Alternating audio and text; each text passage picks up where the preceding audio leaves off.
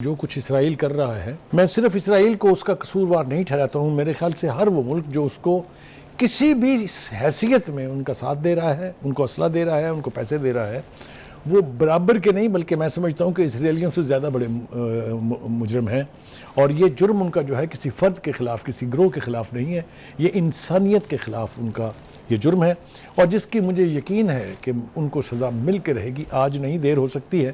وہ کہتے ہیں کہ قدرت کے انصاف میں تھوڑی تاخیر ہو سکتی ہے، لیکن قدرت کا انصاف ہوئے بغیر کبھی رہتا نہیں ہے.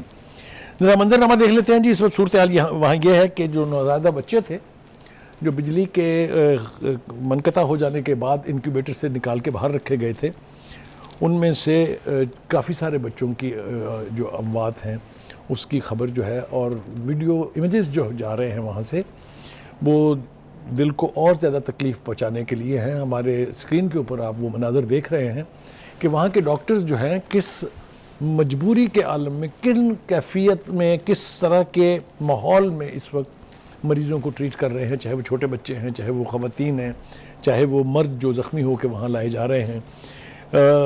آپ یہ دیکھیے کہ اسرائیل کی بربریت سے، چلیے ایک غزہ جو ہے وہ تو محفوظ نہیں تھا، لیکن اب یہ بات ہسپتالوں، ایمبولنسز تک پہنچ گئی ہے.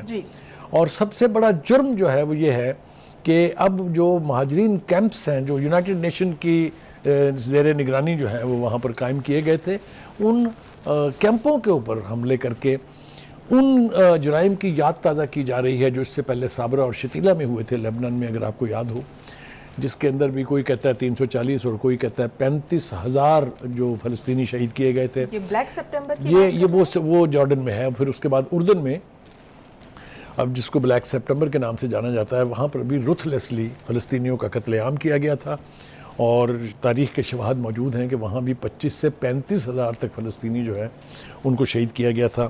وہ کہتے ہیں نا کہ دشمن تو خیر دشمن ہے، کبھی کبھی آپ زخم کھاتے ہیں اپنے دوستوں کے ہاتھوں بھی. اور جارڈن کے اندر جو قتل عام ہوا تھا اس کی تفصیل میں اگر جائیں گے تو دل اور رنجیدہ ہوگا، پریشانی اور بڑھے گی، اس لیے ہم اس کا حوالہ دے کے آگے گزر جاتے ہیں. دیکھیں اس وقت صورتحال یہ ہے کہ غزہ کے لوگوں کو مجبور کیا جا رہا ہے کہ وہ نارتھ کو چھوڑ کے اور ساؤتھ کی طرف چلے جائیں. جو فلسطینین ہیں وہ نہیں جانا چاہتے تھے، لیکن وہ کہتے ہیں نا کہ جب آپ کو موت سامنے نظر آ رہی ہو تو ایک راہ فرار کی گنجائش موجود رہتی ہے. لیکن جب وہ سڑکوں پر نکلتے ہیں، جب وہ ساؤتھ کی طرف جانے کی کوشش کرتے ہیں تو ان کے اوپر بمبوں کی برسات پھر ہو جاتی ہے. تو یہ اونٹ کس کروٹ بیٹھے گا؟ یہ ظلم و بربریت کب ختم ہوگی؟ اس کا خاتمہ کرنے کے لیے مسلمان ممالک کیا کر رہے ہیں؟ ہم تھوڑے وقفے کے بعد اس کا تذکرہ بھی کریں گے. لیکن اس وقت صورتحال یہ ہے کہ میس گریوز، جس کو ایک کرائم اگینسٹ ہیومینٹی سمجھا جا رہا ہے، وہ اس وقت فلسطینیوں کی مجبوری ہے.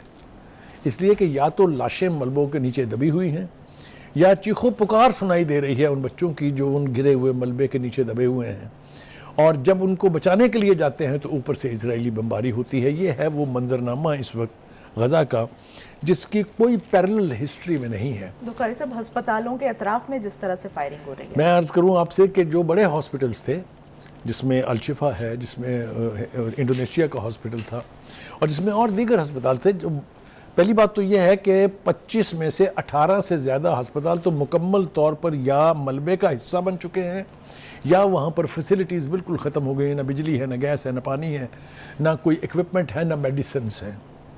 یہ سب کچھ یہ دنیا اپنی ان کھلی اندھی آنکھوں سے دیکھ رہی ہے. آنکھیں بند کر لیتے ہیں، لیکن یہ منظر تو سکرین سے نہیں ہٹایا جا سکتا، یہ منظر دل سے بھی نہیں ہٹایا جا سکتا.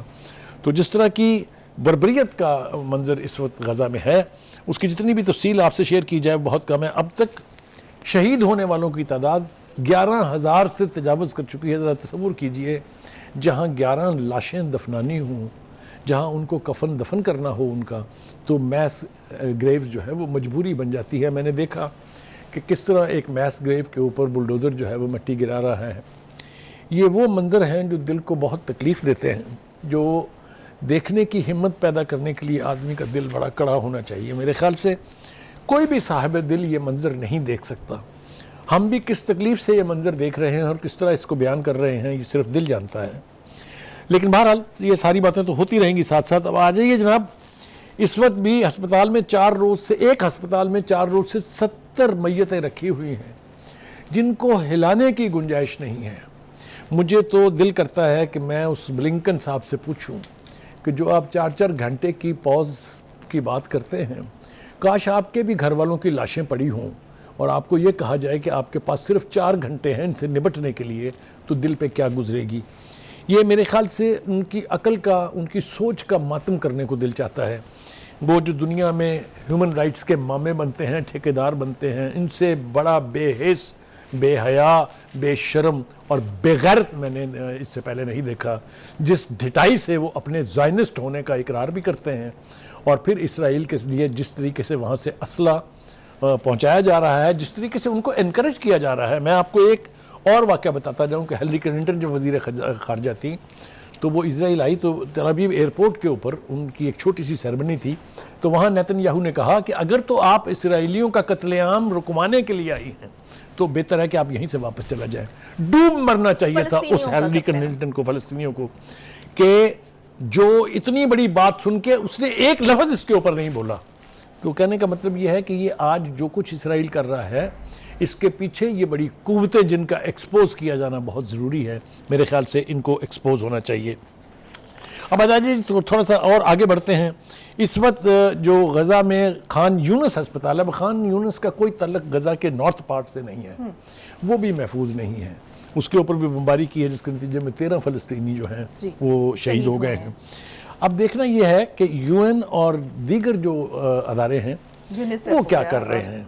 یونائٹڈ نیشن کے بارے میں تو میں نے کہا کہ ہمیں یقین ہے کہ جب تک امریکہ کی آئی بروز جو ہے اس کا اشارہ نہیں ملتا ہے، ان کو آنکھ جب تک وہ نہ جھپکے اس وقت تک کچھ نہیں ہوتا ہے.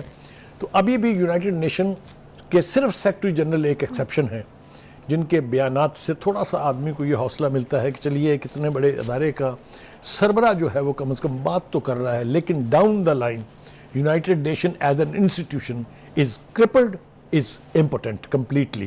یونائٹڈ نیشن کو چھوڑ دیجیے، اب یونیسیف پہ آ جائیے، اس کے بعد UNHCR پہ آ جائیے جو ریفیوجیز کی کو دیکھنے کی ہے. کیا کر رہے ہیں وہ؟ کتنے ریفیوجیز کیمپس کے اوپر حملے ہو چکے ہیں، تقریباً 13 کے قریب ریفیوجی کیمپس جو ہیں ان کے اوپر رتھلیس بمباری کی ہے اسرائیل نے دن اور رات.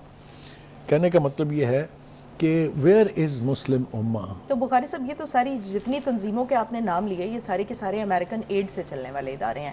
تو جب امریکن ایڈ ملتی ہوگی تو تب یہ امریکہ کے خلاف یا اسرائیل کے خلاف کیسے بات کریں؟ دیکھیے یہ ادارے بنیادی طور پر یونائٹڈ نیشن کے تحت ہیں، اکثریت ان کی، لیکن سپورٹ اور یونائٹڈ نیشن جو ہے وہ صرف امریکہ کی فنڈنگ سے نہیں چلتا ہے، اس میں دنیا کے ممالک اپنا کنٹریبیوشن دیتے ہیں. میں تو یہ پوچھنا چاہتا ہوں یونائٹڈ نیشن سے کہ وہ آپ کی جو امن فوج ہے کدھر ہے؟ وہ کیا وہ صرف امریکہ کے انٹرسٹ کو لک آفٹر کرنے کے لیے جہاں جہاں امریکن انٹرسٹ ایٹ سٹیک ہو وہاں جائے گی صرف وہ، یا اس کا کوئی استعمال جو ہے ان مسلم ممالک کے زیر عتاب لوگوں کے اوپر بھی ہے؟ کیا مجھے بتائیے کبھی کسی نے بات کی کہ کشمیر کے اندر امن فورس بھیجی جائے جہاں پر جو اسٹیٹ ٹیررزم کہ بدترین مثالیں دنیا کے اندر مودی اور اس کے ہواری اور اس کی RSS کر رہی ہے قائم؟ کیا انہوں نے کبھی سوچا کہ فلسطین میں بھیجی جائے، یہ غزہ میں بھیجی جائے تاکہ اسرائیل کی آنسلاٹ روکی جائے؟ تو مجھے سمجھ میں نہیں آتی کہ یہ امن فوج ہے کاہے کے لیے. دوسری طرف میں اگر دیکھوں تو یونائٹڈ نیشن کو تو چھوڑ دیجئے، جو سعودی عرب نے جس اسلامک فوج کو تشکیل دیا تھا جس میں ہمارے وہ کوئی 16 فٹ کا کہتا ہے ان کو، کوئی ان کو پتہ نہیں کتنے فٹ کا کہتا ہے، جو اس کے سربراہ ہیں، کیا وہ صرف مسلمانوں کو ہلاک کرنے کے لیے ہے؟ کیا وہ صرف یمن کی جنگ جیتنے کے لیے ہے؟ اس کا کوئی کردار نہیں ہے. تو کہنے کا مطلب یہ ہے کہ کس کا رونا روئیں، کس کا ماتم کریں. یہاں اس وقت تو تمام دنیا جو ہے وہ بے حسی کا شکار ہے.